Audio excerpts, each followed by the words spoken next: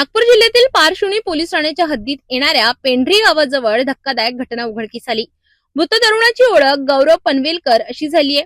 ते तालुका रुग्ण कल्याण समितीचे सदस्य होते। मिळालेल्या माहितीनुसार गौरव पनवेलकर मंगळवारी रात्री 8:30 वाजताच्या सुमारास बिटोली येथे जाणार असल्याचे सांगून घराबाहेर पडले होते। मात्र रात्री उशिरापर्यंत ते घरी परतले नाहीत, त्यामुळे कुटुंबियांनी त्यांचा शोध सुरू केला। बुधवारी सकाळी पेंढरी गावाजवळ त्यांची कार संशयास्पद अवस्थेत आढळून आली। याबाबत तात्काळ पारशिवनी पोलिसांना माहिती देण्यात आली। घटनास्थळी दाखल झालेल्या पोलिसांनी आणि स्थानिक नागरिकांनी मृतदेहाची ओळख गौरव पनवेलकर अशी पटवली। प्राथमिक माहितीनुसार त्यांनी विष प्राशन केल्याचा अंदाज व्यक्त केला जातोय। पोलिसांनी पंचनामा करून मृतदेह शवविच्छेदनासाठी ग्रामीण रुग्णालयात हलविलाय। सायंकाळी राज्यमंत्री अॅडव्होकेट आशिष जयस्वाल आणि कुटुंबियांच्या उपस्थितीत शवविच्छेदन करण्यात येणार असल्याची माहिती समोर आली आहे। दरम्यान ही आत्महत्या आहे की यामागे नेमकी कोणती कारण याचा तपास पोलीस करीत असून परिसरात विविध चर्चांना उधाण आले आहे।